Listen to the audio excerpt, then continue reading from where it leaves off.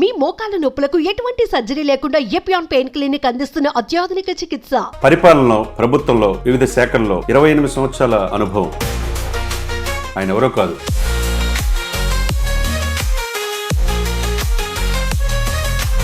ఒకవైపు నార్త్లో ఈ హిందూ సనాతన ధర్మానికి ఈయనొక్కడే పరిరక్షణగా కనపడుతున్నాడు. భయము, అనుమానము, సందేహము, సంశయము జన సైనికులకు కానీ ఉండకూడదండి. ఎందుకంటే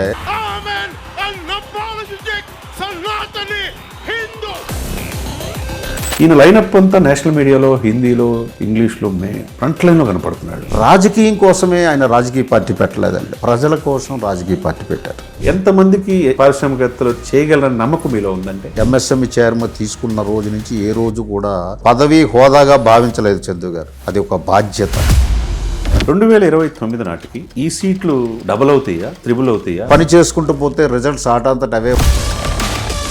3 సంవత్సరాలు మనం రాబోతున్నాం అంటున్నారు. రఫా పొట్టేళ్ల తలకాయలు కోసినట్టు రపా నరికేస్తాం. సంవత్సరం 5 పై చిలుక అయిపోయింది. అధికారం లేకపోవడం వాళ్ళకి. మీ నాయకుడేమో రఫా అంటే రౌడీ షూట్ ఓపెన్ చేస్తాం, నేనున్నగా మిమ్మల్ని రాని అంటున్నాడు. ఇతను ఏమంటున్నాడు, నెక్స్ట్ నేను వస్తాను అంటున్నాడు. ఈ నెట్టి పరిస్థితుల్లో నేను రానివ్వనని పవన్ కళ్యాణ్ గారు చెప్పడం ఉద్దేశం ఏంటంటే, సో ఆయన ముఖ్య ఉద్దేశం ఏంటంటే ఈ రాష్ట్రం సస్యశ్యామలం కావాలి, అభివృద్ధి పరంగా దూసుకెళ్ళాలి. ఒకవేళ మోదీ గారి తర్వాత ఈ దేశానికి దక్షిణ భారతదేశం నుంచి ప్రధాని అయితే అవకాశాలు ఎక్కువ పవన్ కళ్యాణ్ గారికి ఉన్నాయి అంటున్నారు. మరి మీరు ఆయన ముఖ్యమంత్రి కావాలని కోరుకున్నారో, ప్రధానమంత్రి కావాలని కోరుకుంటున్నారు? ఆయన మొట్టమొదట ఒక మీటింగ్లో మాకు చెప్పారు. Welcome to Suman TV. ఆయన పరిపాలనలో, ప్రభుత్వంలో, వివిధ శాఖల్లో 28 సంవత్సరాల అనుభవం, ఎక్కడా మచ్చలేని నాయకుడు, అధికారి. 28 సంవత్సరాలు ఒక ప్రభుత్వ అధికారిగా, ఒక కమర్షియల్ ట్యాక్స్ అధికారిగా మంచి పేరు ప్రతిష్టలు సాధించుకొని ఉభయ తెలుగు రాష్ట్రాల్లో తనకంటూ ఒక మార్కు క్రియేట్ చేసి ప్రభుత్వానికి ఆదాయాన్ని చేకూర్చిన గొప్ప వ్యక్తి. అదేవిధంగా దాంతోపాటు ఇంకొక 6 సంవత్సరాలు ఆయనకి పదవి ఉండగానే 6 సంవత్సరాలు కూడా వదిలేసి రాజకీయాల్లోకి ఎంటర్ అయ్యారు. ఆయన ఎవరో కాదు, తమ్మిరెడ్డి శివశంకర్ గారు. ఎంఎస్ఎంఈ చైర్మన్, జనసేన ప్రధాన కార్యదర్శిగా పవన్ కళ్యాణ్ గారి వెన్నంటే నడుస్తున్న వ్యక్తి ఈరోజు మనతో ఉన్నారు. వెల్కమ్ తమ్మిరెడ్డి శివశంకర్ గారు. నమస్కారం చంద్ర. నమస్కారం. మీకు ఇంట్రడక్షన్ అవసరంలా, ఇందాక నేను చెప్పినట్టుగా మనం గతంలో కూడా ఒక ఇంటర్వ్యూ చేసాం.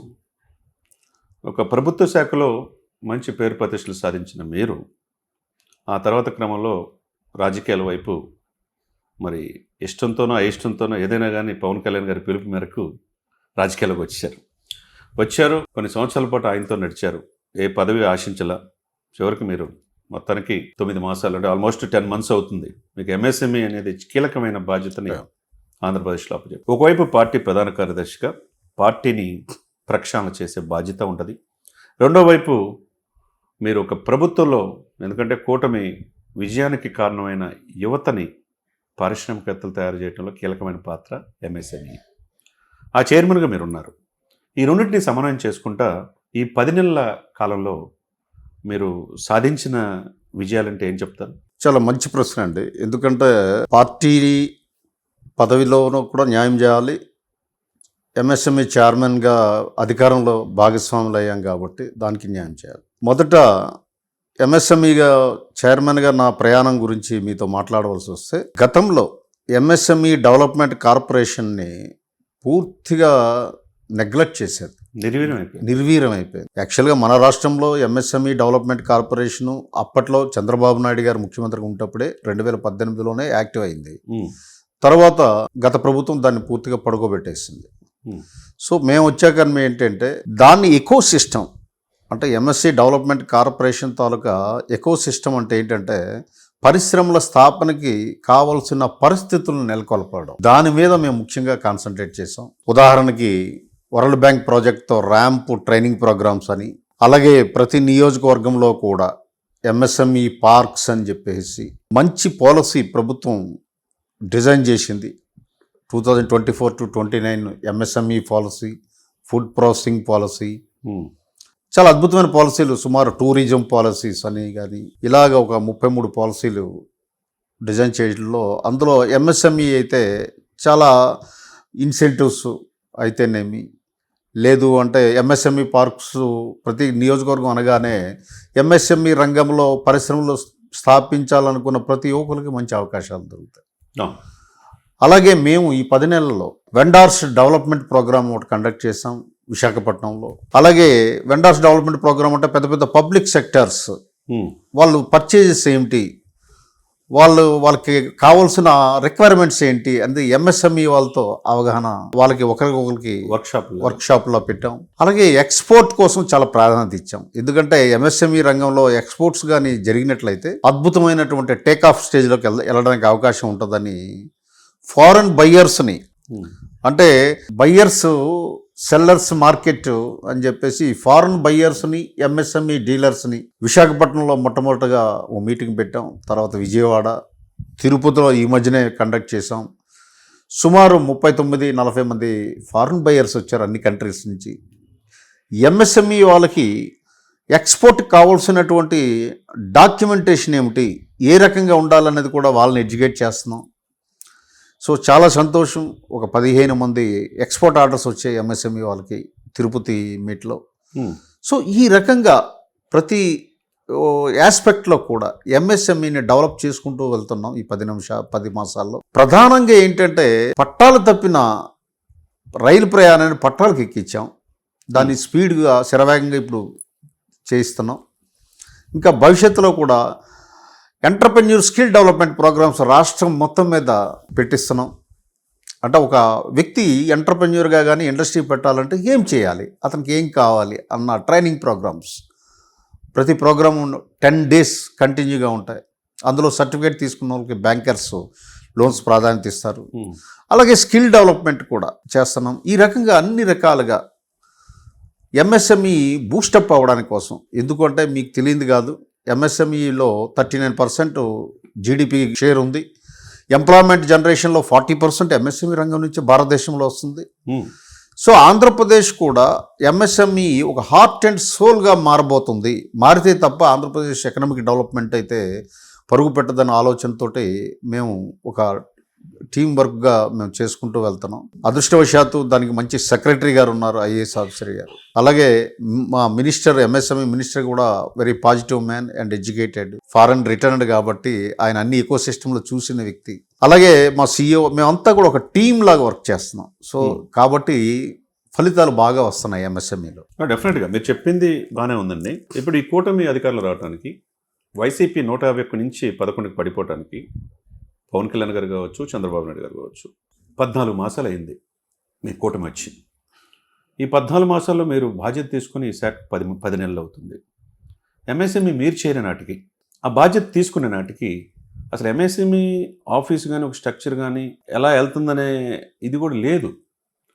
మీరు మరి దీన్ని ఒక ఆఫీస్ మీరు క్రియేట్ చేశారు విజయవాడలో. మళ్ళీ నిన్నగాక మొన్న కూడా మీ మంత్రి గారు, మీ CEO వాళ్ళంతా కూడా సమావేశం ఏర్పాటు చేసుకొని రివ్యూలు కూడా పెడుతున్నారు. మీరు చెప్పినట్టు విశాఖపట్నంతో స్టార్ట్ చేసి ఉత్తరాంధ్ర నుంచి, ఎందుకంటే ఉత్తరాంధ్ర వెనుకబడతారానికి గురైంది. వెనుకబడతారానికి గురైందంటే నెట్టివేయబడ్డారంటే నెట్టివేయబడినట్టే తరతరాల నుంచి. అవును. ఇప్పుడు మీరు విశాఖపట్నంలోనే విజయనగరం, శ్రీకాకుళం, విశాఖపట్నం కావచ్చు, అక్కడే వర్క్షాప్ పెట్టి ఒక ఆలోచన కలగజేశారు. రెండోది మీరు అన్నట్టు కర్నూలు కావచ్చు, రాయలసీమలో తిరుపతి కూడా మంచి వర్కౌట్ అయింది. ఇక నెక్స్ట్ దీన్ని ప్రజల్లో అవగాహన కలిగించడం, ప్రభుత్వ పాలసీలు గతంలో ఎన్ని పాలసీలు అసలు ఉన్నది, దాన్ని మీరు ఏ విధంగా దీన్ని మాడిఫై చేసి ఇప్పుడున్న యువతకు ఉపయోగపడేట్టు చేశారా అని అడిగితే, అంటే ఇక్కడ ప్రధానంగా మీకు ఒక విషయం స్పష్టంగా చెప్పదలుచుకున్నానండి. ఫస్ట్ మన యువత, ఎడ్యుకేటెడ్ పీపుల్ పాలసీని ముందు అవగాహన చేసుకోవాలి. నేను చైర్మన్ అయ్యాక నా సొంత ఆసక్తితో 10 వర్క్షాపులు కండక్ట్ చేశాను. యువతను ఎడ్యుకేట్ చేయాలని. ఎస్సీ వర్క్షాపులు 2 కండక్ట్ చేశాను. ఓకే, ఇవి కాకుండా నా own, it is part of social movement. ఎస్టీస్కి ఒక 2 వైజాగ్లో ఒక వర్క్షాప్ కండక్ట్ చేశాను. ఇలా చేసి ఎడ్యుకేట్ చేస్తున్నాను నేను. ఎందుకంటే నాకు తెలిసినటువంటి అర్థం చేసుకుంది ఏంటంటే ఎంఎస్ఎంఈ మీద పూర్తి అవగాహన మన రాష్ట్రంలో యువతకి లేదు. అదే ఎలా మీరు దాన్ని ఇప్పుడు ఎడ్యుకేట్ చేయడంలో సఫలీకృతం అవుతున్నాం. ఎందుకంటే అట్ ఎనీ టైం ఇప్పుడు ఒక చైర్మన్ గారు వచ్చారు, మనం ఏది ఫోన్ చేసినా ఆయన లిఫ్ట్ చేసి మనకి సలహాలు ఇస్తారన్నటువంటి ఒక మెసేజ్ క్రియేట్ చేశారు. అలాగే ప్రోయాక్టివ్గా ఉంటారు ఈయన.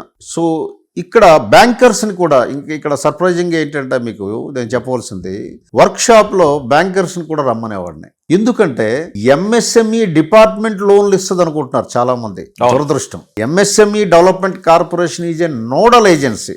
మీ ఇంటర్వ్యూ ద్వారా నేను రాష్ట్ర యువతకు తెలియజేసింది ఏంటి అంటే ఒక ఎకో సిస్టమ్ డెవలప్ చేస్తుంది, ఇన్సెంటివ్స్ ఇస్తుంది. ఫర్ ఎగ్జాంపుల్ ఒక సైట్ అవసరం ఉంటే సైట్ ఇస్తుంది, అది ప్రభుత్వం తరపున. ఎంఎస్ఎంఈలో కొన్ని బెనిఫిట్స్ ఉంటాయి, టైం బౌండ్ ఉంటుంది, ఎలక్ట్రిసిటీ కనెక్షన్ కానీ వాటర్ కనెక్షన్ కానీ ఏవైనా సరే మొత్తం పర్మిషన్స్ అన్ని 21 daysలో కంప్లీట్ కావాలి. ఎంఎస్ఎంఈలో రిజిస్ట్రేషన్ చేసుకునేటట్టయితే ఫస్ట్ ఉద్యమం రిజిస్ట్రేషన్ చేసుకోవాలి. ఈ సదుపాయాలన్నీ ఉంటాయి. తర్వాత బ్యాంకర్స్ లోన్ ఇస్తాడు. బ్యాంకర్స్ లోన్లో ఎంఎస్ఎంఈ కంట్రిబ్యూట్ చేయవలసినటువంటి ఏదైతే ఉంటుందో పర్సంటేజ్ అది కంట్రిబ్యూట్ చేయాలి, మిగతాది బ్యాంకర్స్ లోన్ ఇస్తాడు. ఎస్టాబ్లిష్ అయ్యాక టోటల్ ఇన్సెంటివ్స్, క్యాపిటల్ ఇన్పుట్ మీద మీకు మెషినరీ దాని మీద కానీ దాని మీద 25 to 35% సబ్సిడీ ఉంటుంది. ఎలక్ట్రిసిటీ యూనిట్కి 1 రూపీ, ₹1,00,000 వరకు సంవత్సరానికి రీఎంబర్స్మెంట్ ఉంటుంది. ఇలాంటి ఫెసిలిటీస్ అనేకం ఉన్నాయి. అవన్నీ తర్వాత ఇస్తాయి.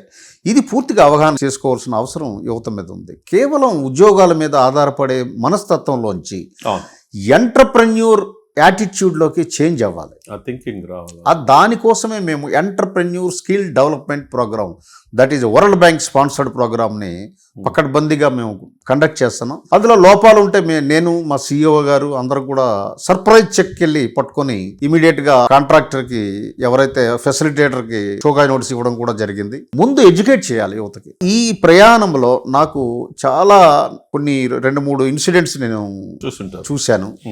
తిరుపతి నుంచి ఒక అమ్మాయి బయోడిగ్రేడబుల్ ప్రోడక్ట్స్ని తయారు చేసే ప్రాజెక్ట్ పట్టుకొని వచ్చింది ఆమె. సో నేను ఆశ్చర్యపోయాను.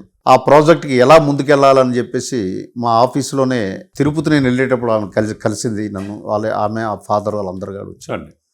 తర్వాత మా ఆఫీస్కి వచ్చారు. అక్కడ ఉన్నటువంటి రీజనల్ మేనేజర్ బ్యాంకర్తో నేను మాట్లాడి ఈ అమ్మాయి ప్రాజెక్ట్ అద్భుతమైన ప్రాజెక్ట్ అండి, కోఆపరేట్ చేయండి, యూ గైడ్ హెర్. ఇండస్ట్రీ పెట్టడం అన్నది మీరు గైడ్ చేయాలి, బ్యాంకర్ లాగా కాకుండా సోషల్ యాక్టివిస్ట్గా కూడా మీరు చూడవలసిన అవసరం ఉందని చెప్పడం జరిగింది. అలాగే ఇంకోటి కర్నూలులో వైఫ్ అండ్ హస్బెండ్ యంగస్టర్స్ మొన్న తిరుపతి రివర్స్ బయ్యర్ సెల్లర్ మీట్లో ఎక్స్పోర్ట్ ఆర్డర్లకు వచ్చింది. వాళ్ళు మునగాకు పొడి, మసాలా పొడులు ఇవన్నీ తయారు చేసి 1.5 సంవత్సరం అయింది వాళ్ళు ఇండస్ట్రీ ఎస్టాబ్లిష్ చేసి. అంటే ఈ రకంగా ఒక్కొక్క కేస్ స్టడీ ఏదైతే ఉందో సక్సెస్ఫుల్ ఎంటర్ప్రెన్యూర్ కేస్ స్టడీని క్షేత్రస్థాయికి తీసుకెళ్ళి ఇంకా చాలా మందిని మోటివేట్ చేయవలసినటువంటి అవసరం ఉంది. అది నేను చేస్తున్నానండి. బికాజ్ నేను మొదటి నుంచి కూడా సోషల్ యాక్టివిస్ట్ పాత్రలో నేను చదువుకున్నప్పటి నుంచి ఉన్నాను కాబట్టి ప్రతి ఒక్కరూ కూడా ఎంటర్ప్రెన్యూర్గా మారి అవకాశాలు ఏవైతే ఉన్నాయో అవకాశాలు క్యాచప్ చేసుకోవాలి. అప్పుడే ఆంధ్రప్రదేశ్ డెవలప్ అవుతుంది, యువత చాలా ముందుకెళ్తారు. ఉద్యోగం కోసం అరులు చాచే యువత ఉద్యోగాలు ఇచ్చే స్థాయికి ఎదగడానికి ఎంఎస్ఎంఈ ఒక మంచి ప్లాట్ఫామ్ అని చెప్పడానికి నేను చాలా గర్విస్తున్నాను. డెఫినెట్గా మీరు చెప్పిన దాంట్లో పూర్తిగా నేను కూడా ఏకీపిస్తున్నాను. ఎందుకంటే ఒక చదువుకున్న వ్యక్తి మంచి చదువుకున్న దానికి తగ్గట్టు ఉద్యోగాలు లేక వలసలు వెళ్తున్నారు, ఇతర దేశాలు వెళ్తున్నారు. బట్ మీరు చెప్పినట్టు అన్నీ కల్పిస్తే, ప్రభుత్వాలు కల్పిస్తే ఎందుకు వెళ్తారు? వలసలు ఆగిపోతాయి కదా. మీరు అన్నట్టు ఎంఎస్ఎంఈ అనేది యువర్ ద ఫెసిలిటేటర్, మీరు అన్ని రకాల సదుపాయాలు కల్పిస్తారనేది చాలా మంది తెలియక ఉంది.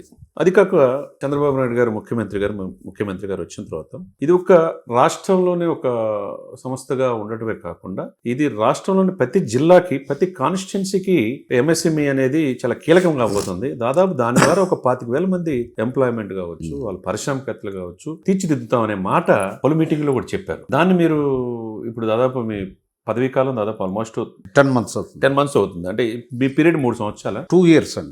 ఈ 2 yearsలో ఆల్మోస్ట్ 1 year అయిపోయింది. ఈ 1 yearలో ఇదంతా స్ట్రీమ్ లైన్ చేయడానికి అస్తవ్యస్తమైన వ్యవస్థని గాడిలో పెడతానికి సరిపోయింది. అవును, మీకున్న అనుభవం రీత్యా మొత్తానికి పాలసీస్ తయారు చేసుకుంటారు, ఆఫీస్ స్ట్రక్చర్ అయి ఉంటుంది, మీటింగ్లు పెడుతున్నారు, వర్క్షాప్లు పెడుతున్నారు. 1 year అయిపోయింది ఆల్మోస్ట్. ఈ 1 yearలో రిజల్ట్ అనేది సిస్టమ్ లేనప్పుడు అస్తవ్యస్తమైన దాన్ని గాడిలో పెట్టి ముందు తీసుకెళ్ళిపోతున్నారు ట్రాక్లో. ఈ 1 yearలో మీరు పూర్తిగా ఏదైతే ముఖ్యమంత్రి గారు కావచ్చు, డిప్యూటీ సీఎం పవన్ కళ్యాణ్ గారు కావచ్చు, వీళ్ళు మీ మీద పట్టిన బాధ్యతని ఎంత మేరకు ఉద్యోగాలు ఇవ్వగలరని మీరు ఆశిస్తున్నారు? అంటే ఇక్కడ ఒక విషయం, మనం ఉద్యోగాలు కావచ్చు, అది పారిశ్రామిక, ఇక్కడ ఏంటంటే మనం వాళ్ళలో ఒక నమ్మకాన్ని, విశ్వాసాన్ని పెంపొందించడం ఇంకా కొన్ని చర్యలు తీసుకోవాలని. ఎందుకు అంటే లాస్ట్ టైము ఇన్సెంటివ్స్ ₹1 కూడా పారిశ్రామికవేత్తలకి గత ప్రభుత్వం ఇవ్వలేదు. ఆ బకాయిలే సుమారు 3,000 కోట్లు ఉంది. ఇన్సెంటివ్లు సరే సార్ శివశంకర్ గారు, టీచర్ల యొక్క ఏరియర్స్ మిగతా అవి కూడా వాడుకున్నారు గతం చూసాం మనం. అంటే ఇక్కడ ఏమవుతుందనంటే ఒక ఇండస్ట్రీ ఇన్సెంటివ్ వస్తే దానికి పెద్ద ఊతకర్ర లాంటిది. అవును, సో ఆ ఇండస్ట్రీ నిలదొక్కుంటుంది. నిలదొక్కు. లేదా ఆటుపోట్లు ఎదుర్కోవడానికి ఇన్సెంటివ్ ఎందుకు ఇస్తాం? ఆటుపోట్లు తట్టుకునే శక్తిని ఇవ్వడానికి కోసం. ఆ శక్తిని లాగేసింది గత ప్రభుత్వం. సో ఇప్పుడు ఆ ఇన్సెంటివ్స్ ఇవ్వడం అయితేనేమి, అలాగే బ్యూరోక్రసీ, ఈ పరిపాలనా విభాగాలు అయితే ఏమున్నాయో అవి ఇంకా అనుకున్నంత స్థాయిగా మారలేదండి. కూటమిలో నేను ఉన్న వాస్తవాన్ని నేను చెప్తున్నాను. డెఫినెట్గా అది ఎందుకంటే మీకు యాటిట్యూడ్ చేంజ్ ఉండాలండి బ్యూరోక్రసీలో. ఆ యాటిట్యూడ్ చేంజ్ ఇంకా రావాల్సి ఉంది. ఇంకా పాత వాసనలు కానీ, పాత సిస్టమ్ని, పాత అలవాట్లు కానీ ఇంకా పోలేదు పూర్తిగా.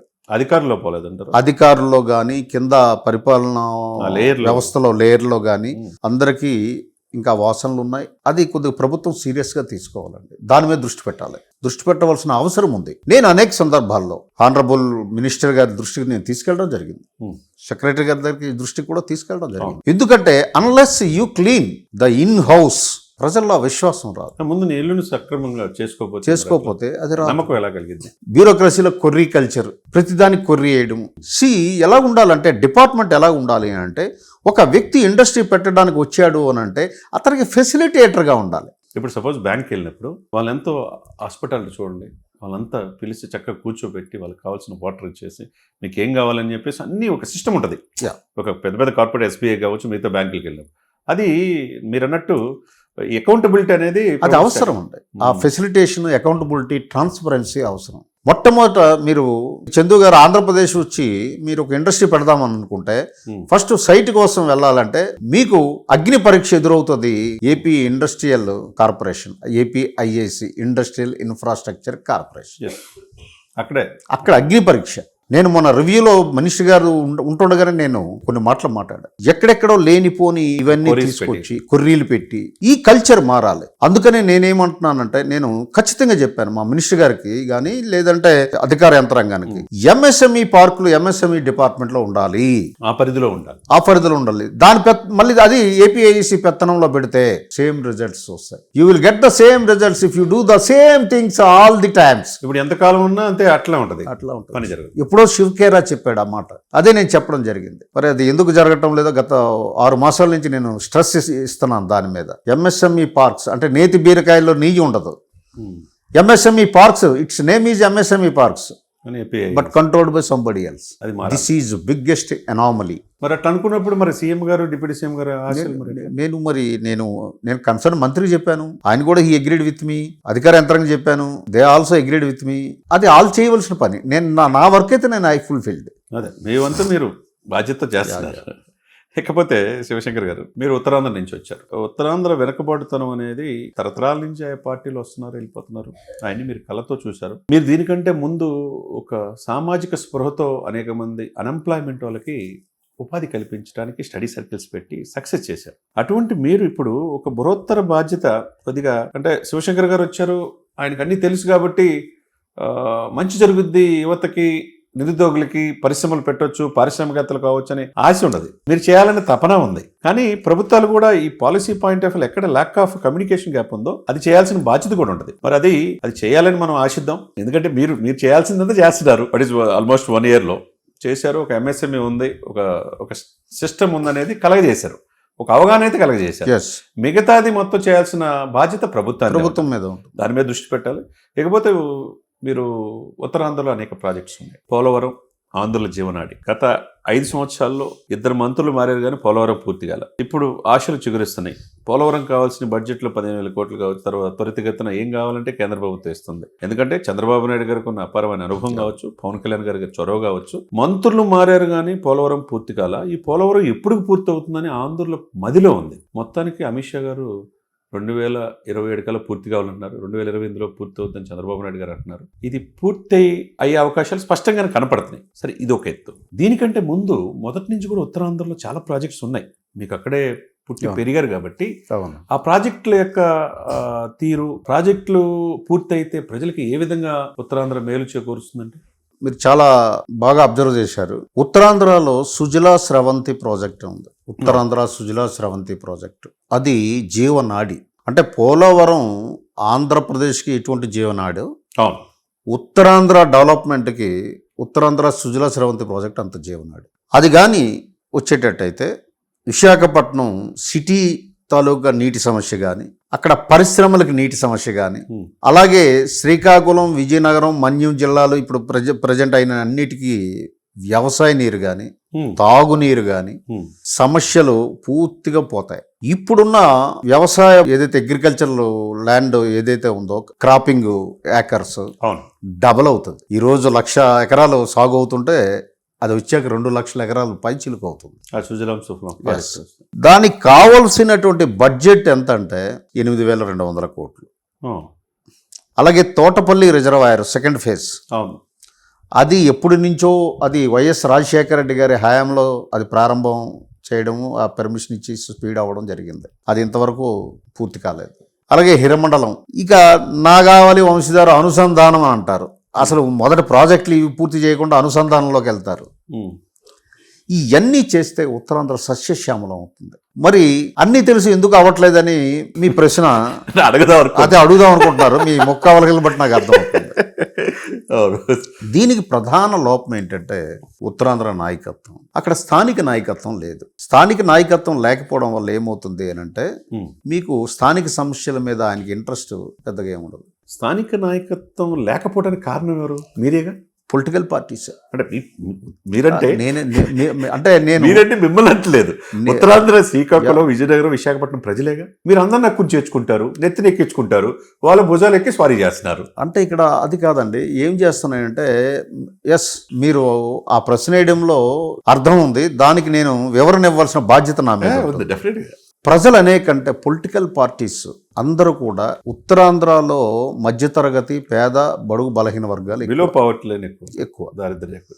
వాళ్ళ మీద డబ్బున్నోడు వీడు డబ్బు ఖర్చు పెడతాడు ఎలక్షన్లో అని రుద్దుతున్నాయి అన్ని రాజకీయ పార్టీలు. డబ్బు ఖర్చు పెట్టి పదవి ఈరోజు పొందేవాడు వాడు ఉత్తరాంధ్ర ప్రజలకు ఏం సేవ చేస్తాడు? అంతేగా. వాడు రికవరీ మొదట చేసుకోవాలి, నెక్స్ట్ ఎలక్షన్స్కి రిజర్వ్ ఫండ్ పెట్టుకోవాలి, అవినీతిలోకి వెళ్తాడు. ఇది ఉత్తరాంధ్ర కాదు, రాష్ట్రం మొత్తం మీద ఇప్పుడు జరుగుతున్న ఫెనోమనా. దీనికి అన్ని పార్టీలు బాధ్యత వహించాలి. అన్ని వహించాలి. ఇది కూడా ధైర్యం ఉండాలి సార్. శివశంకర్ గారు, మీరు యాజ్ ఎంఎస్ఎంఈ చైర్మన్గా ఈ కూటమిలో ఒక భాగస్వామి, ప్రధానమైన భాగస్వామి జనసేనకి లీడ్ చేస్తున్న వ్యక్తిగా ఇలా పదవి వచ్చిన తర్వాత అన్ని బాగానే ఉంటాయని చెప్తారు. మీలాగా ఓపెన్గా చెప్పేవాళ్ళు రేరు కొట్టారు. ఆ ధైర్యం కూడా ఉండాలి. అంటే మెయిన్ ఏంటంటే అన్నిటికంటే ముందు నేను సామాజిక యాక్టివిస్ట్ అండి. అవును. నేను జాబ్లో జాయిన్ అవ్వకముందే నేను సోషల్ యాక్టివిస్ట్ని, సొసైటీ కోసం పనిచేసిన వ్యక్తిని, మూవ్మెంట్లో పనిచేసిన వ్యక్తిని, అంబేద్కర్ సిద్ధాంతంతో భావజాలంతో ముందుకెళ్ళే వ్యక్తిని. కాబట్టి నేను కూడా మాట్లాడకపోతే ప్రజలకు ఎలా తెలుస్తుంది? నేను ఎవరిని ఆరోపణలు చేయట్లేదు, అభియోగాలు మోపటం లేదు. వ్యవస్థ ఎలా ఉందని మాత్రం చెప్తున్నాను. ఖచ్చితంగా చెప్తాను కూడా. డెఫినెట్గా అదే అది అది గట్స్ ఉండాలి అట్లా. ఎందుకంటే మీకు పైనుంచి ప్రెజర్ ఉంటుంది. మీరు ఎలా మాట్లాడారు, ఎందుకు మాట్లాడారు అవన్నీ భయపడాల్సిన అవసరం లేదు. ఉన్నది ఉన్నట్టు ప్రజల్లో ఉన్నదే చెప్పారు మీరు. ఇకపోతే పవన్ కళ్యాణ్ గారు దగ్గరగా చూశారు. ఆయన కోసం మీరు 6 సంవత్సరాలు పదవే వదిలేసారు. మనం చాలా సందర్భాల్లో మీరు చెప్పారు. నిన్నగాక మనం కూడా ఆయన విశాఖపట్నంలో హరిహర వీరమల్లు సత్యానందం గారిని సన్మానం చేసే దాంట్లో నాకు అత్యంత ఇష్టమైన వ్యక్తి తమ్మిరెడ్డి శివశంకర్ గారు అని కూడా చెప్పారు. మరి అదే పవన్ కళ్యాణ్ గారి నాయకత్వంలో ఆయనేమో రాబోయే 15 సంవత్సరాలు మేమే ఉంటాం అంటున్నారు. అంటే పవన్ కళ్యాణ్ గారు పలు మీటింగులు అదే చెప్తున్నారు. ఎక్కడ ఒంగోలు వెళ్ళినా, విశాఖపట్నం వెళ్ళినా, ఎక్కడ మీటింగ్ హైదరాబాద్లో ఎక్కడైనా ఈ 15 సంవత్సరాలు ఉంటుంది అని చెప్తున్నాడు. కలిసి ఒక్కరికొక్కరు టీడీపీ కావచ్చు, బీజేపీ కావచ్చు, జనసేన కలెక్టివ్గా వెళ్దాం, కూటమి నిర్మాణాన్ని పాటిద్దాం అని అంటున్నారు. గుడ్, అందరూ కూడా అప్రిషియేట్ చేస్తున్నారు. సరే, 15 సంవత్సరాలు చంద్రబాబు నాయుడు గారు సీఎం ఉంటారనే మాట అంటున్నారు. అదే సందర్భంలో అలా మాట్లాడే పవన్ కళ్యాణ్ గారు నిన్న మీటింగ్లో దాదాపు 33 సెంట్రల్ గవర్నమెంట్ నేషనల్ హైవేస్ దానికి సంబంధించిన 5,000 కోట్ల ప్రాజెక్ట్ని గడ్కరీ గారు ఓపెన్ చేశారు. మిగతా కేంద్ర మంత్రులు వచ్చారు, ఎమ్మెల్యేలు వచ్చారు, మంత్రులు వచ్చారు, రాష్ట్ర మంత్రులు. చంద్రబాబు నాయుడు గారు ఉన్నారు. స్టేజ్ మీద పవన్ కళ్యాణ్ గారు మాట్లాడిన మాటలో ఆయన చాలా ఒక రకంగా అసంతృప్తి అనుకోవచ్చేమో కనపడింది క్లియర్గా. అంటే మిస్ఫైర్ అయ్యే అవకాశం ఉన్నది. మీరు గతంలో 5 సంవత్సరాలు నిర్వీర్యం అయిపోయింది, రోడ్లు లేవు, వ్యవస్థలు బాగలేదు, ఇప్పుడు మేము ఎన్నో ఆశలతో మనం వచ్చినప్పుడు మనం కలిసి చేయాలి, 15 సంవత్సరాలు ఉండాలంటే మిస్ఫైర్ కాకుండా చూసుకోండి అనే మాట అన్నాడు. దాన్ని మీరు ఏ విధంగా చూస్తారు? అంటే ఇప్పుడు దట్ ఈజ్ హెచ్చరిక. మనం ఎప్పుడు కూడా చందు గారు మనం కలిసి ఉన్నామని కొన్ని లోపాలు ఎక్కడైనా జరిగినట్లయితే దాన్ని దృష్టికి తెచ్చి సరిదిద్దుకోమని చెప్పడం తప్పులేదు. అదే మిత్రధర్మం. మిత్రధర్మం. ఇదే పవన్ కళ్యాణ్ గారు ఎక్కడికి వెళ్ళినా సరే ఈ రాష్ట్రం అభివృద్ధి సాధించాలి అని అంటే ఒక అనుభవజ్ఞుడు చంద్రబాబు నాయుడు గారు ఆయన దగ్గర నేను నేర్చుకుంటానని చెప్పారు. ఏ రాజకీయ నాయకుడు అలా చెప్పరు కూడా. అంటే అదే పవన్ కళ్యాణ్ గారు అనేక సందర్భాల్లో నాకు పార్టీ కంటే ప్రజలు చాలా ముఖ్యం అని చెప్పడం కూడా జరిగింది. ప్రజలకు బాగోగులు ముఖ్యం అన్నారు. అంటే ప్రజలు ఇక్కడ నలిగిపోకూడదు అన్నదే ఆయన ముఖ్య ఉద్దేశం. ఎందుకు అంటే ఆయనకి ఫీడ్బ్యాక్ వస్తుంటుంది డిప్యూటీ సీఎం గారు కాబట్టి, ప్రజల నుంచి అనేక రకాల ఫీడ్బ్యాక్లు వస్తుంటాయి. దాన్ని దృష్టిలో పెట్టుకొని ఆయన ముఖ్యమంత్రి గారి సమక్షంలోనే చెప్పారు మిస్ఫైర్ అవ్వకుండా చూడాల్సిన బాధ్యత ఉందని. ఎందుకంటే బికాజ్ ఈ కూటమికి ముఖ్య నాయకుడు కెప్టెన్ చంద్రబాబు నాయుడు గారే. ఇప్పుడు highway man of India Gadkari ఆయన చాలా సంస్కరణలు తీసుకొచ్చాడు, రోడ్స్ వేసుకున్నారు, ఆయన దృష్టిలోనే పెట్టారు. అదే కేంద్రం ఉంది. అంటే ఇది ఆలోచించవలసిన అవసరం కూటమి నాయకుల మీద కూడా, ఈ 3 పార్టీల నాయకులు అక్కడ ఉన్నారు, నాయకుల మీద ఉంది, కార్యకర్తల మీద ఉంది. కూటమి అనేటప్పుడు ఒక టీం వర్క్, కలెక్టివ్ గా వెళ్ళాలి, ఇప్పుడు భావన ఉండకూడదు. ఆ రకంగా వెళ్ళాలి. అసలు లోపం ఎక్కడ జరుగుతుంది అరమరికలు లేకుండా చర్చించుకోవాలి, ఆ లోపాన్ని సరిదిద్దుకోవాలి. ఎందుకంటే ఒక పక్క మళ్ళీ కాశ్మీర్ నిద్ర లేవడానికి రెడీ అవుతుంది. అదే మీరు జగన్ పూర్తిగా అయిపోయారని చెప్పి అనుకున్నారేమో. లేదు, ఆయన కొద్దిగా ఆయన ఉన్నాడు, ఆయనకంటూ ఒక ఓటు బ్యాంక్ ఉంది. ప్లస్ ఏంటంటే అన్ఎథికల్ పాలిటిక్స్ లో ఆయన ఎక్స్పర్ట్ ఆయన. సో ఆయన్ని ఎదుర్కోవడంలో పవన్ కళ్యాణ్ గారు మొన్న 24 ఎలక్షన్లో చూపిన చొరవ, ఒక రకంగా చెప్పాలంటే ఈ కూటమి అధికారంలో రావడానికి పవన్ కళ్యాణ్ గారే కారకులు. 100%. అది మీరు చెప్పడం యాజ్ ఎ విశ్లేషకుడు ప్రజలుగానే ప్రజల్లో ఉంది. అయితే ఇది ఏదైతే సాధించిన లక్ష్యం దెబ్బ తినకూడదు అన్న ఉద్దేశంతోనే పవన్ కళ్యాణ్ గారు ఆ రకంగా మాట్లాడి ఉంటారు తప్ప దానికి వేరే మనం ఆలోచించవలసిన అవసరం లేదండి. డెఫినెట్గా సార్. నేనేమంటానంటే కొంతమంది ఏంటంటే బ్యూరోక్రాట్స్ కానీ, కొంతమంది మంత్రులు కానీ, నేను కూడా వింటున్నాను, గాడి తప్పి ప్రవర్తిస్తున్నారు.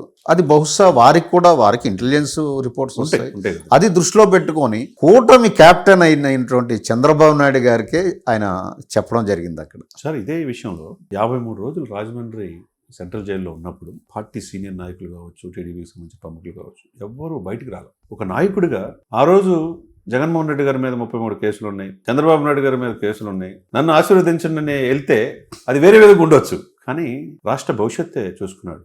ఆయనకున్న అనుభవం ఓటు చెల్లకుండా, ప్రభుత్వ వ్యతిరేకత చెల్లకుండా జగన్మోహన్ రెడ్డిని ఓడించాలంటే అంత తేలిక కాదని చెప్పి తెలిసి అన్కండిషనల్గా మిమ్మల్ని ఎవరిని కూడా సంప్రదించలేదు. ఎందుకంటే మీరు ఆయన చెప్పినట్టు వింటారనే భావన అది ఏ పార్టీలో ఉండదు, ఒక పవన్ కళ్యాణ్ గారికే ఉంటుంది. ఎందుకంటే నా అభిమానులు నేను వింటారని అన్కండిషనల్గా రాజమండ్రి సెంట్రల్ జైలుకి వెళ్ళి టీడీపీతో కలిసి వెళ్తున్నాను, బీజేపీని కూడా ఒప్పిస్తున్నాను అన్నాడు. బీజేపీని ఒప్పించారు. ఆంధ్రప్రదేశ్లో 151 సీట్ల నుంచి 175కి ప్రమాణ స్వీకారం ఏర్పాటు చేసుకునే పార్టీనే కాదని మీరు చెప్పినట్టు నేను చాలా మంది ఆశ్చర్యపోయారు. తాడేపల్లిగూడ మీటింగ్ లో జగన్ నిన్ను అధపతనం దక్కపోతే నా పేరు పవన్ కళ్యాణ్ కాదు, నా పార్టీ జనసేన కాదు అంటే ఏంటి ఆవేశం. చంద్రబాబు నాయుడు గారు ఒకసారి ఆశ్చర్యపోయాడు. ఆ మాటలు లోకేష్ గారు, చంద్రబాబు నాయుడు గారు అల్లా ఇంకొకళ్ళల్లా ఒక పవన్ కళ్యాణ్ గారు అన్నారంటే ఆయన ఎంత ప్రజల కోసం పరితపిస్తున్నాడో అర్థమైంది. ఆ మాట అన్న తర్వాత ఇంత ఆవేశం అనుకున్న ఆవేశం ఆయనకు అర్థం ఉందనేది రిజల్ట్ వచ్చిన తర్వాత అర్థమైంది. మరి ఆయనకి బాధ్యత ఉండదుగా, ప్రజల సంక్షేమే కదా. ఇప్పుడు ఎవరైనా ముఖ్యమంత్రులైన ఎవరైనా రేవంత్ రెడ్డి గారు ఒక మాట అంటుంటారు సార్, ప్రగతి భవన్కి ప్రజలకి దూరం అయితే కేసీఆర్ని కాదనుకున్నారు తెలంగాణలో, తాడేపల్లి ప్యాలెస్కి ప్రజలకి ముఖ్యమంత్రికి దూరం అయితే సకల శాఖ మంత్రి కలవాలనుకుంటే ఓకే మీరు వద్దులే అని చెప్పి ప్రజలు అనుకున్నారు. ఇక్కడ రెండు చూడండి, ఇక్కడ ప్రజలకు ఎప్పుడు దూరం కాకూడదు, ప్రజలకు దగ్గర అవ్వాలి. చంద్రబాబు నాయుడు గారికి కూడా తెలుసు 2014లో అనుభవం ఉన్న వ్యక్తి రాష్ట్రానికి ముఖ్యమంత్రి కావాలని అన్కండిషనల్గా పదవికాంక్ష లేకుండా పవన్ కళ్యాణ్ గారు చంద్రబాబు నాయుడు గారు సీఎం చేశారు 5 సంవత్సరాలు. 2019లో విధానపరమైన నిర్ణయాలు కావచ్చు, విభేదాలు వచ్చినాయి, అవకాశం జగన్మోహన్ రెడ్డి గారికి వచ్చింది. మరి ఆ తప్పులు 2.5 లక్షల కోట్ల అప్పులు చంద్రబాబు నాయుడు గారు దిగేటప్పుడు ఉంది. 5 సంవత్సరాలు మొత్తం 6 లక్షల కోట్లు అప్పు అయింది, దాదాపు 8.5 లక్షల కోట్లు, ఆల్మోస్ట్ 10 లక్షల కోట్లు అంటున్నారు, అప్పులం అయిపోయింది. మరి అదే సమయంలో స్కిల్సెస్ ఆ కేసులో ఉన్నప్పుడు అన్కండిషనల్గా సపోర్ట్ చేసి పార్టీని ముఖ్యమంత్రి చేసి పదవులు పాయింట్ ఆఫ్ వ్యూలో కొన్ని చోట్ల అనుకున్నట్టుగా మిత్రధర్మం ప్రకారం వస్తాయి అన్ని పదవులు అన్నా కానీ అన్ని పదవులు కూడా ఈ మధ్య కొవ్వూరులో జరిగిన సంఘటన కావచ్చు ఏదైనా మీకు తెలిసిన అంశమే. పదవులన్నీ ఒక సొసైటీ పదవుల్లో 17 పదవులు ఉంటే 16 పదవులు ఒకరికే ఒక సమాజ వర్గానికి రావటం అనేది, ఒక్కటే జనసేనకి రావటం అనేది అక్కడ కార్యకర్తలు జీర్ణించుకోలేకపోవడం. ఒక నియోజకవర్గం కాదు, ఇది రాష్ట్ర వ్యాప్తంగా మీరు అవునన్నా కాదన్నా ఆ కొవ్వూరు విచారణకి అక్కడ తప్పు జరిగిపోయింది. క్రమశిక్షణ సంఘం ఆయన రామారావు గారిని సస్పెండ్ చేశారు. అసలు ఏం జరుగుతుంది, పార్టీలో వ్యతిరేకత వచ్చింది, దీన్ని ఈ ట్రబుల్ షూటర్ ఎవరు, దీన్ని ఎట్లా బయటపడాలన్నప్పుడు పవన్ కళ్యాణ్ గారికి మీరు ఒక్కలే కనపడినట్టున్నారు. ఎందుకంటే ఒకవైపు ఎంఎస్సీ చైర్మన్, ప్రధాన కార్యదర్శి, మీకు ఆ బాధ్యత అప్పచెప్పారు. ఒకటి చెప్తున్నాను సార్, సుమన్ టీవీ సాక్షిగా మీ మీద ఆ నమ్మకం ఉంది. ఎందుకంటే మచ్చలేని నాయకులు, ఉత్తరాంధ్ర నుంచి వచ్చారు, సామాజిక ఉద్యమాలు చూసిన వాళ్ళు, అంబేద్కర్ భావజాలం. ఇదే పవన్ కళ్యాణ్ గారితో అంబేద్కర్ గారికి ట్యాంక్ బండ్ దగ్గర ఫస్ట్ దండేపించింది మీరే. ఉత్తరప్రదేశ్లో ఆయనతో పాటు అనిశ్రామ, భావజాలం, మాయావతి ఎట్లా అనేది వెళ్ళారు ఆ రోజు బృందంలో. ఇవన్నీ మాకు తెలుసు, చాలామంది తెలిసిన అంశమే. మీరు భయపడిన నైజం ఉంది. పార్టీలో మంగళగిరి ఆఫీసులో కొంతమంది చేతిలోనే వాళ్ళకి నచ్చిన వాళ్ళే పార్టీ ఆఫీసులోకి వెళ్తాం, పార్టీ అధినేత కూడా ఇది తెలియట్లేదు అంటున్నారు. ఇట్లా రకరకాల ఆరోపణలు వస్తున్నాయి. ఈ సందర్భంలో మిమ్మల్ని కొవ్వూరు ఆ కమిటీకి విచారణ చేసిన 2 వారాలు నివేదిక ఇవ్వమని చెప్పి అన్నారు. రాష్ట్ర వ్యాప్తంగా ఇట్లా ప్రశ్నించడానికే పుట్టిన పార్టీ జనసేన ప్రశ్నిస్తే మా పరిస్థితి ఏందా, ఇలా సస్పెన్షన్ చేస్తే ఎలా అని అదొక రకంగా అంటున్నారు. దీని పట్ల మీరు ఏమంటారు? మీరు చెప్పిన అంశాల్లో ఏంటంటే కొన్ని సెన్సిటివ్ అంశాలు ఉన్నాయి. కొవ్వూరు ఇష్యూలో నేను ఇంకా 4-5 రోజుల్లో రిపోర్ట్ సబ్మిట్ చేస్తున్నాను కాబట్టి దాని గురించి మాట్లాడడం సబబు కాదు. రెండోది ఏంటంటే ఇక్కడ ఒకటి అర్థం చేసుకోవాలి, కూటమికి విఘాతం కలగకుండా ఉండడానికి కూటమి స్ఫూర్తికి కానీ కూటమి ప్రయాణంకి కానీ లక్ష్యానికి కానీ పవన్ కళ్యాణ్ గారు కఠినమైన నిర్ణయాలు తీసుకుంటున్నారు. అవును, ఆ బాధ్యత అన్ని పార్టీల మీద ఉంటుంది. కూటమిలో ఉన్న భాగస్వాములైన అన్ని పార్టీల మీద కూడా ఉంటుంది, ఉండాలి కదా. కానీ పవన్ కళ్యాణ్ గారు ఏంటంటే ఇటువంటి విఘాతం కలగకూడదు. ఎందుకు అంత కఠినంగా ఉంటున్నారంటే ప్రజలు నలిగిపోతారు ఏమైనా కానీ దీనికి విఘాతం కలిగితే అన్న ఉద్దేశంతో ఆయన ఒక స్ట్రింజెంట్గా ఉంటున్నారు. ఎన్ని పదవులు ఇచ్చారా లేదా ఇవన్నీ ఏంటంటే అది ప్రశ్నే కాదు. ఎందుకంటే జనసేనకు ఒక ప్రయాణం ఉంది, ఒక లక్ష్యం ఉంది, ఒక గమ్యం ఉంది. ఇప్పుడే ప్రయాణం స్టార్ట్ అయింది. లక్ష్యం గమ్యం అంటున్నారు శివశంకర్ గారు. దశాబ్దం కాలం మిమ్మల్ని నమ్మి భుజాలు అరిగిపోయేదాకా జెండాలు మోసిన వాళ్ళు ఉన్నారు, పార్టీలో పదవులు లేని వాళ్ళు ఉన్నారు, కొంతమంది పారాచూట్ లీడర్స్ వచ్చేసి పదవులు తీసుకొని ఎంజాయ్ చేస్తున్న వాళ్ళు ఉన్నారు. దాన్ని ఏమంటారు? అది కరెక్టే. ఇప్పుడు మీకు రాజకీయ ప్రక్రియ బాగా మలినమైపోయిన రాజకీయ ప్రక్రియని శుద్ధి చేయడానికి టైం పడుతుంది. పవన్ కళ్యాణ్ గారు స్టార్ట్ చేశారు ఈ ప్రయాణంలో. కొన్ని అక్కడక్కడ జరిగిన మాట వాస్తవం, కానీ మీరు ఒప్పుకోపోయినా కానీ అది వాస్తవం, అది ప్రజలకు కనపడుతుంది. ఇప్పుడు మీరు ఇదే అనుకుంటారు, కొవ్వూరుని పక్కన పెట్టండి. ఒంగోలులో బాలినేని గారిని మీరు తీసుకున్నారు. జగన్మోహన్ రెడ్డి గారికి అత్యంత సన్నిహితుడు. పిఠాపురం సభలో నేను కూడా చూశా, ఆయన వల్ల నలిగిపోయాను, నా ఆస్తులన్నీ తీసేసుకున్నాడు అని కళ్ళమండీలు పెట్టుకున్నాడు. అటువంటి బాలినేని గారు మీ దగ్గరికి వస్తే, ఒంగోలు ప్రాధాన్యత ఇస్తే, 17 మంది వైసీపీ కార్పొరేటర్లు కూడా తీసుకొచ్చి జనసేనలో చేరిస్తే ఆ వ్యక్తిని టీడీపీ వాళ్ళు ఒప్పుకోరు, బాహాటంగానే విమర్శిస్తారు, దాని మీద వారు చర్యలు తీసుకోరు. అంటే ఇక్కడ జనసేన మాత్రం ఇమ్మీడియట్ చర్యలు. అది ఎట్లా సార్? అంటే ఇది మా స్టైల్, అది వాళ్ళ స్టైల్ అనుకోవచ్చు కదా. అది ఎట్లా సార్? ఎందుకంటే మాది జనసేన వాళ్ళు బాధపడుతున్నారు కదా.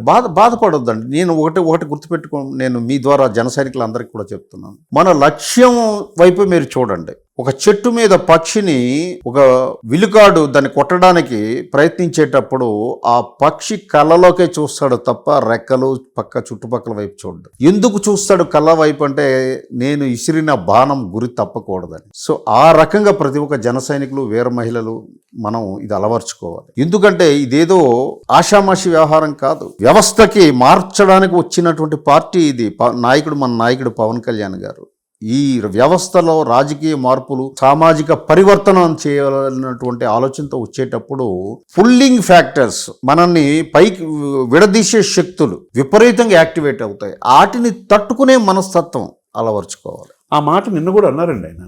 అనేక శక్తులు ప్రయత్నం చేస్తున్నాయి అన్నాడు. ఏమన్నాడంటే నేను పదవి కాక్ష లేకుండా ప్రజల అభ్యున్నతి, ఆంధ్రప్రదేశ్లో కోట్లాది మంది భవిష్యత్తు చూసి నేను లీడ్ చేశానన్నాడు. నేను అనే పదం కూడా చెప్పాడు. అది హక్కు ఉంది ఆయనకి, ఆయన చేసాడు ఖచ్చితంగా, ఆయనకి హక్కు ఉంది. ఆయన మాట అన్నాడు అంటే ఎంతో ఆయనలో ఒక రకంగా, ఒకవైపు హరిహర వీరమల్లి సినిమా, ఇంకోవైపు ఓచి, ఇంకోవైపు ఉస్తాద్ భగత్ సింగ్, ఒకవైపు సినిమాలు. నిన్న చాలా ప్రొఫెషనల్గా కనపడ్డాడు. మీరే ఎలా చూశారు? చాలా కాలం తర్వాత వైట్ అండ్ వైట్ కాకుండా చాలా టక్ చేసి చాలా మంది అభిమానులకు కూడా నచ్చింది. అంటే నేనేమంటానంటే సార్ శివశంకర్ గారు, పాలిటిక్స్ తెలిసినోడే పాలిటిక్స్లో సక్సెస్ అయ్యేది. మీకు చెప్పే అంత మాత్రం కాదు. అదేవిధంగా పాలిటిక్స్ ఈజ్ ఎ పాయిజన్ అని తెలిసే ఈయన వచ్చాడు. దశాబ్దం పైన పోరాడాడు, సంవత్సరం పైన అయిపోయింది కూటమి ధర్మం ప్రకారం. చంద్రబాబు నాయుడు గారు ఏమన్నారంటే, నా వెనక పవన్ కాదు, నాతో పవన్, నాకు ఇబ్బందులు ఉన్నప్పుడు నాకు సహాయం చేశాడు, ఇటువంటి వ్యక్తి నేను చూడలేదన్నాడు. మిత్రధర్మం ప్రకారం బాగానే ఉంది. అదే సమయంలో పవన్ కళ్యాణ్ గారు కూడా ఆయన ముఖ్యమంత్రి, ఆయన నుంచి నేర్చుకుంటున్నాను, అంతవరకు బాగుంది. మరి క్షేత్రస్థాయిలో అంటే ఇక్కడ అదే నేను ఇందాక మీకు చెప్పింది ఏంటంటే, కూటమిలో ఉన్న అన్ని పార్టీల మీద ఆ బాధ్యత ఉంటుంది చంద్ర గారు. అదే అన్ని పార్టీలు కూటమి తాలూకా లక్ష్యాన్ని జనసేనలో కింద కార్యకర్త వరకు పవన్ కళ్యాణ్ గారు పంపించగలిగారు. ఆయన చొప్పించాడు, ఇన్కల్కులేట్ చేశారు. మిగతాది అది జరగకపోవడం వల్ల వచ్చినటువంటి ఇబ్బందులు ఒకటి. రెండోది ఏంటి అంటే, ఉత్తరాంధ్రలో ఒక సామెత ఉంటుంది, పెళ్లినాడు మాటలు యానాల నాడు ఉండవు అని. ముందు చెప్పిన మాటలు తర్వాత. సో ఆ రకంగా అప్పటి పరిస్థితులు ఇప్పటి పరిస్థితులు, చంద్రబాబు నాయుడు గారు పవన్ కళ్యాణ్ గారి మధ్య పూర్తి అవగాహన ఉంది, అందులో డౌటే లేదు. కొన్ని శక్తులు వేరే రకంగా ప్రయత్నిస్తుంటాయి. అంటే ఫియర్ ఆఫ్ ఇన్సెక్యూరిటీ, అభద్రతా భావం, అది చాలా పెద్ద ప్రమాదకరమైనటువంటి వైరస్. అది ఏ పార్టీ నాయకులకు ఉన్నా సరే. ఫియర్ ఆఫ్ సక్సెస్, ఈ రెండు ఒక ట్విన్ ప్రమాదకారాలు. సో మనము అనేక సందర్భాల్లో కూటమి ప్రభుత్వాలు ఎలా నడిచాయి, ఏ రకంగా ముందుకు తీసుకెళ్లారు, అది అవగాహన చేసుకోవాల్సిన బాధ్యత మా అందరి మీద కూడా ఉంది. అవగాహన చేసుకోవాలి, ఆత్మపరిశీలన చేసుకోవాలి. అది దురదృష్టవశాత్తు కొన్ని దగ్గరలో లోపిస్తుంది.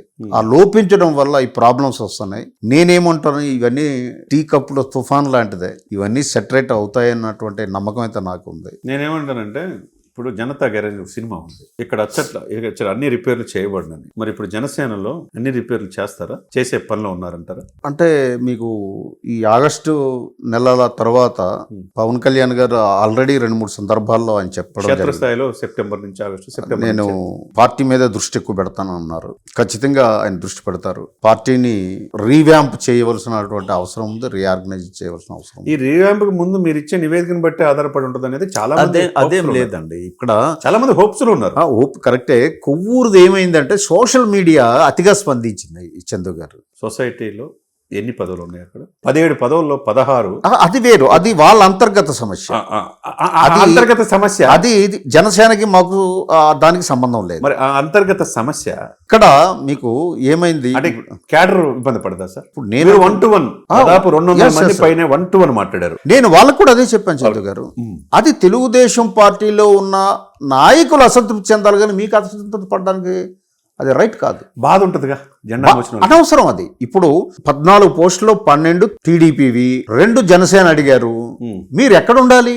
ఈ 2 దగ్గరే ఉండాలి. వాళ్ళ 12 ఎవరికి ఇచ్చుకుంటే నీకు సంబంధం ఏంటి? ఇది ఒక కుట్రపూరితంగా అక్కడ జరిగింది. MSME chairman Tammireddy Sivashankar, party ప్రధాన కార్యదర్శిని పక్కన పెట్టండి. ఒక సామాజికవేత్తగా చెప్పండి, ఒక పార్టీ మీ కూటమితో మీ మిత్రధర్మం ఉన్న ఒక పార్టీ ఒక సామాజ వర్గానికి, ఒక అగ్ర సామాజ వర్గానికి 14 ఇచ్చుకోవటం సబబేనా అని అంటారా? అది నేను ఈ పార్టీ కాకుండా వ్యక్తిగతంగా అయితే మాత్రం దాన్ని నేను అంగీకరించనండి.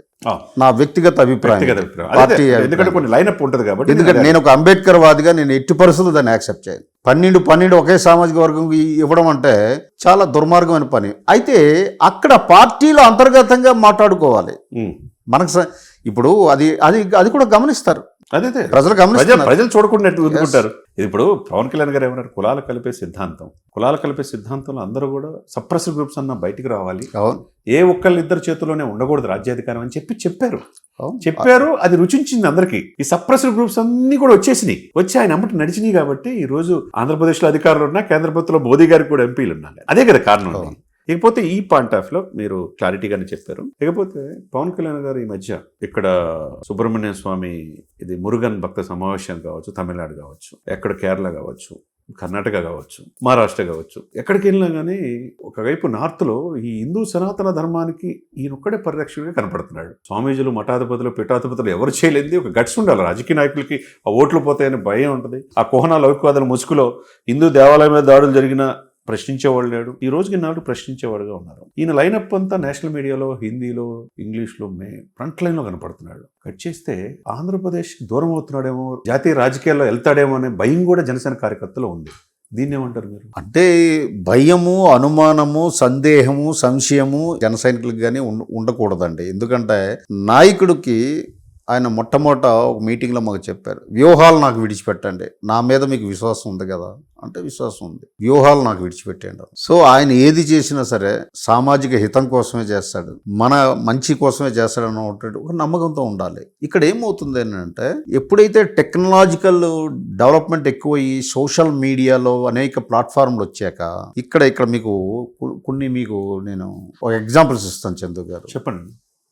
జనసేన కార్యకర్తలాగా ఆ ప్లాట్ఫామ్లోకి ఎంటర్ అవుతున్నాడు. మొన్న ఒక ఇద్దరు వ్యక్తులది నేను కూడా చేస్తారు, డీటెయిల్గా వాళ్ళది ఇన్వెస్టిగేట్ చేస్తే వాళ్ళు వైసీపీ కార్యకర్తలు అని తెలియదు. సో ఈ రకంగా ఇంటర్నల్గా డిస్టర్బెన్స్ క్రియేట్ చేయడానికి అన్ని మార్గాలు అన్వేషిస్తుంది వైసీపీ. ఎందుకంటే సంవత్సరం పై చిలుక అయిపోయింది, అధికారం లేకపోవడం వాళ్ళకి విసవిసలాడుతుంది, ఎలాగైనా అధికారం వచ్చేయాలి. అధికారి సార్ ఫస్ట్ రిజల్ట్ వచ్చిన తర్వాత కళ్ళు మూసుకొని తెరిచేలోపు 5 సంవత్సరాలు వస్తాయని ఫస్ట్ మాట అన్నారు.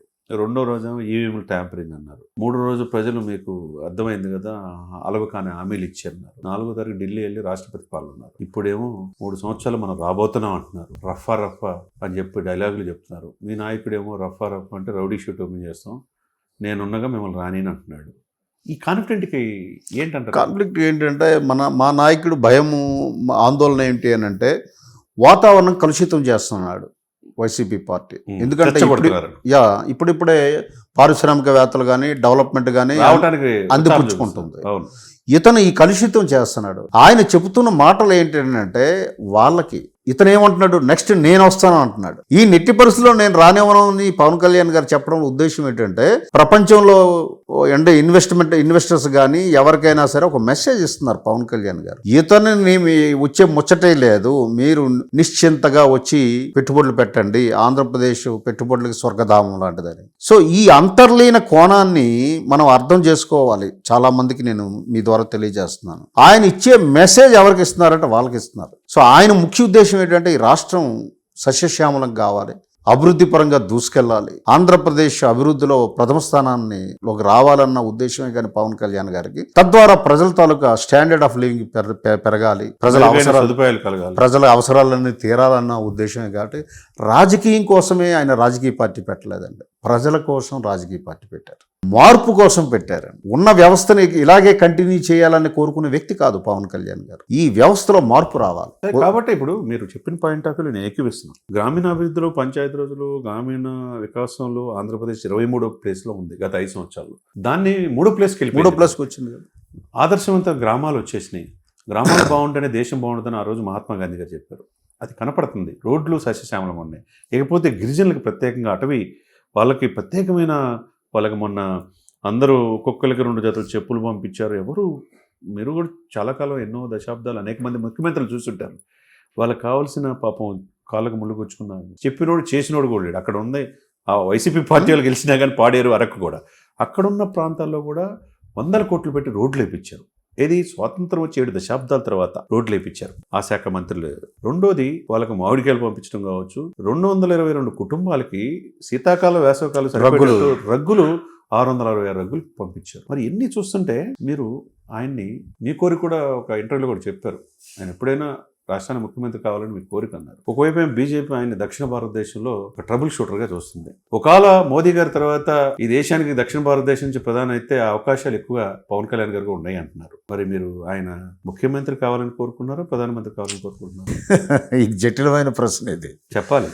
ఇప్పుడు ఫస్ట్ ఆయన ఆంధ్ర రాష్ట్రానికి ఆయన మంచి చేయాలి. అది ఆంధ్ర రాష్ట్రం చాలా మానసికంగా కుంగిపోయిందండి, చాలా దెబ్బతిన్నదండి. ఇంకా గాయాలు మానలేదు, విభజన చట్టం గాయాలు మానలేదు. సో అభివృద్ధిలో ఇంకా ఆంధ్రప్రదేశ్ ని చాలా వెనకబడి ఉంది. నిన్న కూడా ముఖ్యమంత్రి గారు పోయి అక్కడ సింగపూర్ వాళ్ళందరితో క్షమాపణ కోరాడు. జగన్మోహన్ రెడ్డి గారు మొత్తాన్ని దాన్ని విధులు పెట్టి అవమానించి వాళ్ళు ఫ్రీగా అమరావతి డాక్యుమెంట్ ఫ్రీగా చేసి ఇచ్చారు సార్.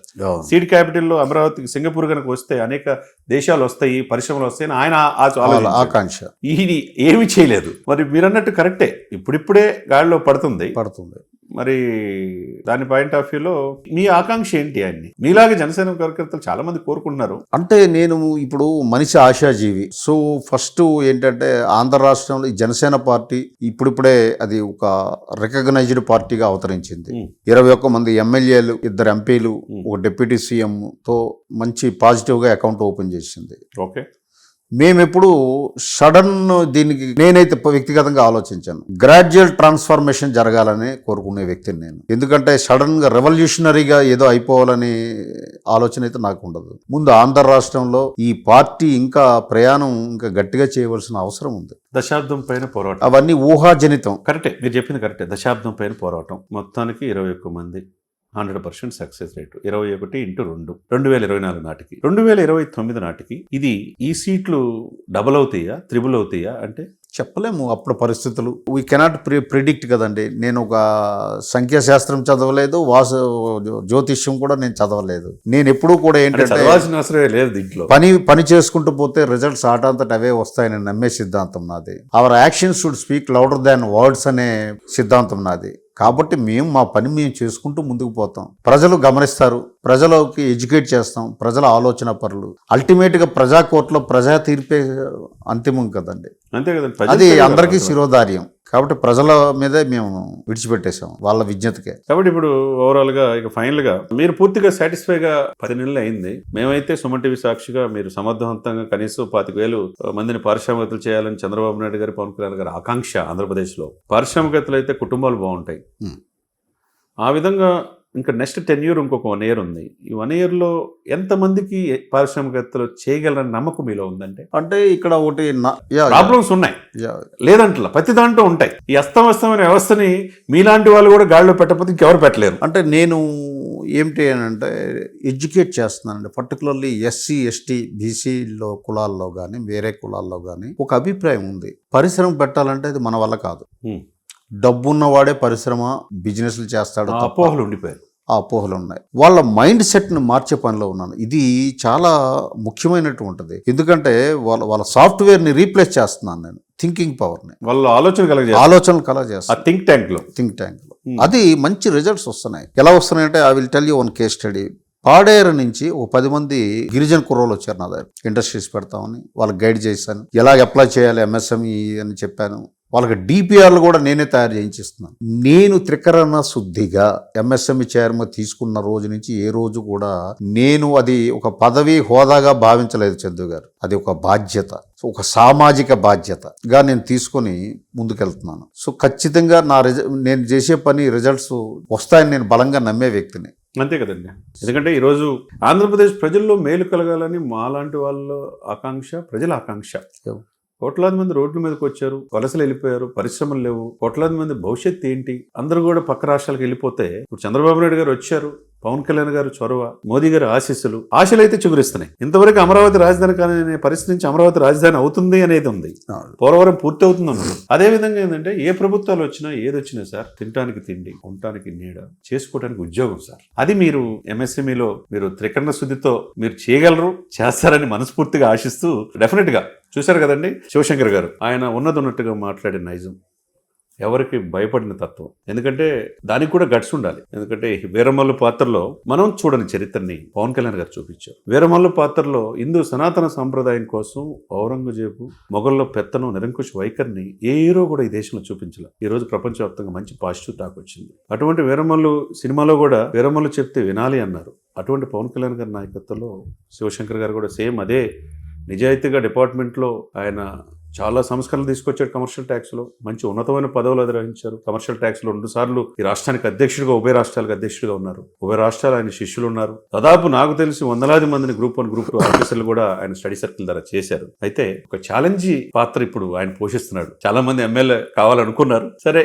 ఎమ్మెల్యే కాకపోయినా ఆయన పార్టీ లైనప్ కూడా ఎప్పుడు తప్పలేదు. మరి ఏదైనా కానీ సుమన్ టీవీ సాక్షిగా ఆయనకి మంచి ఆరోగ్యం ఉండాలని, ఇంకొక 1 year టర్మ్లో అయినా కనీసం 10,000 మందినైనా పారిశ్రామికవేత్తలుగా తయారు చేస్తే వాళ్ళ కుటుంబాలు 10 × 5 వేసుకున్న 50,000 కుటుంబాలు బాగుపడతాయని సుమన్ టీవీ సాక్షిగా ఆశిస్తూ thank you sir. Thank you.